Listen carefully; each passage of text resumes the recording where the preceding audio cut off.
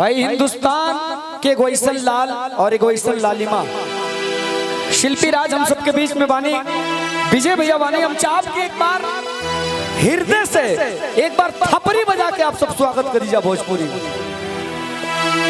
अरे अपने हिंदुस्तान की बेटियां किसी से कम नहीं। कौन कहता है कि भारतीय नारी अबला होती है? कौन कहता है कि जग की सताई होती है? अरे वो कभी मीरा जैसे प्रेम की दीवानी, कभी राधा तो कभी सीता माई होती है। ये बेटियां होती हैं। आइए सीधे सीधे मंच और माइक भोजपुरी जगत के एक शेर और एक शेरनी को मैं आमंत्रित कर रहा हूं, एक जोरदार तालियां बजा के स्वागत करें आप सबके बीच शिल्पी राज, विजय चौहान और पल्लवी सिंह।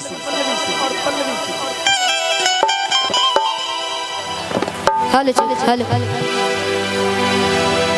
कैसन बानी आप सब? ठीक बानी ना? हेलो सबसे पहले आप सबके पैर छू के प्रणाम करता नहीं, एक बार हाथ उठा के आशीर्वाद दे दीजिए। पीछे से भी लोग, बाप रे इतना भीड़ बा, बड़ा अच्छा लागल हो। मैंने नौजवान लोग तो आइले बा, लेकिन साथ में बूढ़ा चाची लोग, दीदी लोग भी आइला। ये देख के बहुत अच्छा लागल और हमने के खातिर सौभाग्य के बात बा। बाकी चौहान जी बोलिए। अब हम बोलते नहीं तो नमस्ते प्रणाम हर हर महादेव। समस्त भोजपुरिया जहान के विजय चौहान के सादर प्रणाम बा।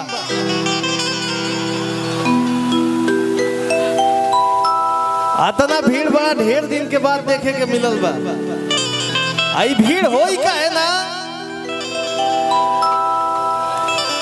हम आवते आवते ये कहनिए कि बलिया के लोग बड़ा लहरी होला। आई कहे के नहीं के, बतावे के नहीं के, आई भीड़े बतावत। कहलो गइल बा वीरों की धरती, जवानों का देश, बागी बलिया उत्तर प्रदेश।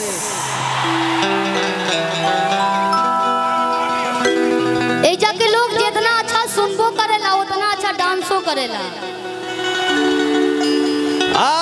हम कहत रहनी कि भीड़ होई का है ना? एह मंच पे हमनी के आमंत्रित कइल गइल बा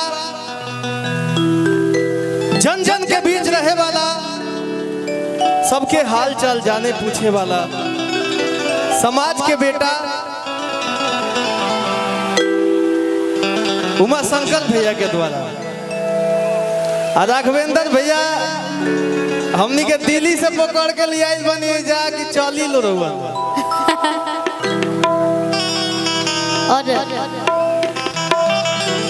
और विशेष धन्यवाद उमा शंकर भैया के छोट ब्रदर, भाई, भ्राता रमेश भैया। हमनी के ज्यादा समय ना ले जाई। ए मंच पे बहुत अच्छा अच्छा कलाकार आइल बने, जैसे बड़ भैया भोजपुरी के ट्रेंडिंग स्टार कहे जाए वाला बड़ भैया खेसारी लाल यादव जी, अंकुश राजा जी, काजल राघवानी जी, तमाम भोजपुरी के सितारा लोग आइल बा। तो हमनियों के तरफ से दो चार को गीत से सेवा रही। अगर गावत बजावत घड़ी कोनो गलती या त्रुटि हो जाओ तो ओकरा के अपना आंगन में खेलत एगो छोट बच्चा समझ के माफ करब सब।